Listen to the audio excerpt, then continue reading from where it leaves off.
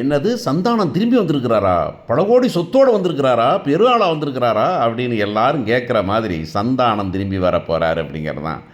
திடீர்னு பார்த்தீங்கன்னா காலையில் உட்காந்துருக்காங்க எல்லோரும், உட்காந்துருக்கும்போது வந்துட்டு திடீர்னு வந்துட்டு அங்கேருந்து பார்த்துட்டு யாருடி அது, யாரோ ஒரு சாமியார் வந்த மாதிரி இருக்குது, பிச்சைக்காரனாக இருப்பாண்டி அப்படின்னு பார்த்தாக்க, இல்லை இல்லை யாரோ தெரிஞ்ச மூஞ்சியாக இருக்குது அப்படின்னு பார்த்தாக்க, காவேரி வந்து பார்த்துட்டு அப்படிங்கிறதுக்குள்ளார ஐயையோ என்னங்க அப்படின்னு சொல்லிட்டு சாரதா ஓடி எமைய பாரி, உங்கள் அப்பா வந்திருக்காரு, உங்கள் அப்பா வந்திருக்கிறாரு அப்படின்னு சொல்லுவாங்களா, உங்கள் அப்பா வந்திருக்காண்டின்னு சொல்ல போகிறாங்களான்னு தெரியல.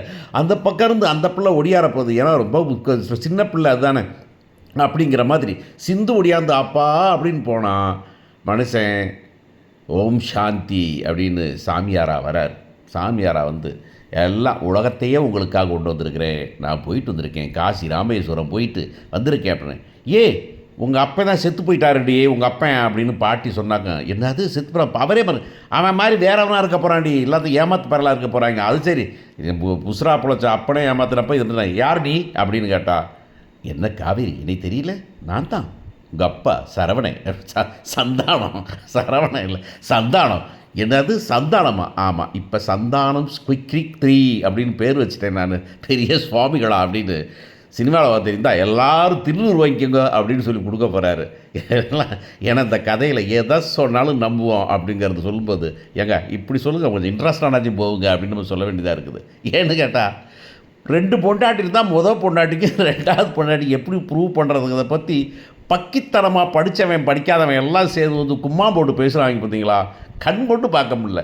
விஜய் அப்படின்னு ஒரு சூப்பரான ஒரு ஹீரோவை வச்சு அந்த ஹீரோவுக்கு வந்துக்கிட்டு லானா என்னான்னு தெரியாது அப்படிங்கிறதையும், 20 வருஷத்துக்கு கல்யாணம் ரெஜிஸ்டர் பண்ணா பிரச்சனை இல்லை அப்படிங்கிறது தெரியாமல் வேறு ஒன்று யோசிக்கணும், இன்னொன்று யோசிக்கலாம், இன்னொன்று அப்புறம் வேறு மாதிரி தான் பார்த்துக்கணும், ஒரே எபிசோடில் வேறு மாதிரி பார்த்துக்கலாம் அப்படின்னு சொன்னால் காவேரி இன்னும் 2 தடவை வந்துக்கிட்டு ஆமாம் வேறு தான் யோசிக்கணும்.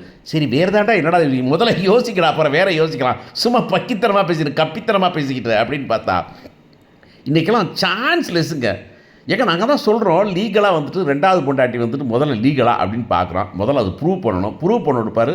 2வது பொண்டாட்டிக்கு ஒரு சமாச்சாரம் இல்லை, அந்த ஆள் பேர சொத்து இருந்துச்சுன்னா அந்த சொத்தில் வந்துக்கிட்டு அந்த பிள்ளைங்களுக்கு எத்தனை பங்கு உண்டோ, இங்கே இருக்கிற அவருக்கு பிள்ளைங்க இருந்துச்சுன்னா அந்த பிள்ளைங்களுக்கு அத்தனை பங்கு உண்டு, அவ்வளோதான். ஆக்சுவலாக விஜய் சொல்கிற மாதிரி 6 போட்டு 1 பங்கு தாரேன்னு சொல்ல முடியாது. இல்லை நீங்கள் வந்துக்கிட்டு இவர் வந்து நான் பாதி தரேன் அப்படின்னா, இந்த பாதினா 1 கோடி வருமே, இந்த பக்கம் வந்துட்டு 15 லட்சம் வருமே, அப்போ 1 கோடியே 15 லட்சம் அவங்க அவ்வளோ பணம் தான் அவங்களுக்கு கொடுக்க முடியுமா அப்படின்னு கங்கா பேசும்போதெல்லாம், யாராவது வக்கீலை பார்த்து பேசுங்களா, பக்கித்தனமாக பேசிக்கிட்டு இருக்கிறீங்க நீங்கள், போலீஸை கொடுத்து பார்த்தீங்களா நீங்கள் அப்படின்னு சொல்ல வேண்டியிருக்கு. ஸோ இந்த மாதிரி நிலைமையில் இருக்கும்போது அவர் வரார், சந்தானம் வரார். இப்போ சந்தானத்தை வச்சு தான் முடிவு எடுக்கணும்.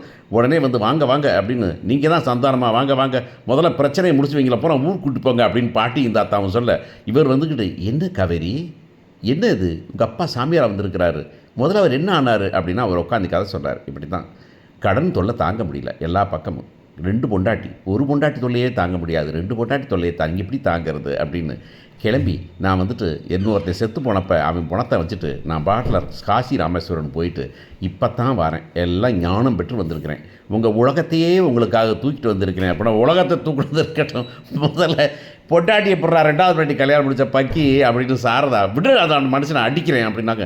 சாரதா பொறு அப்படின்னு சொன்னான். அந்த பக்கம் பாட்டி வந்துக்கிட்டு காவேரி தலையை தரவரதா இல்லை சிந்து தலையை தரவரதா, அதில் வேறு வந்து கிருஷ்ணன் கண்ணு வேறு சந்தானம் மாதிரி இருக்குது, சந்தானம் இங்கே பாரு கண்ணு மாதிரியே இருக்குது கிருஷ்ணனுக்கு அப்படின்னா பாட்டி குரலை கடிச்சு கொண்டுருவேன் அப்படின்னு இந்த பக்கம் இருந்து பேசினா எப்படி இருக்குன்னு நினச்சி பார்த்தா செமத்தியாக இருக்கும். பட் ஆக்சுவலாக திஸ் இஸ் பாசிபிள்.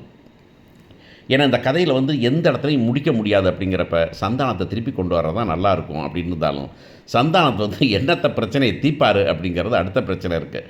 ஸோ இப்போ வந்த பிற்பாரு இப்போ என்ன பண்ணணும் அப்படின்னா, பிரச்சனை என்ன நடக்கும் ப்ராபபிளின்னு நினைக்கலாம். சந்தானம் வரார். சந்தானம் வந்து என்னது இது யார் அப்படின்னா, இதாங்க உங்கள் பொண்டாட்டி 2வது பொண்டாட்டி அப்படின்னு. 2வது பொண்டாட்டியா, கட்டாரில் எனக்கு குடும்பமெல்லாம் கிடையாது, கட்டாரில் இருக்க என் ஃப்ரெண்ட்ஸெல்லாம் நான் ஃபேமிலின்னு நினச்சேனே தவிர எனக்குன்னு தனியாக ஃபேமிலியெல்லாம் அங்கே கிடையாது.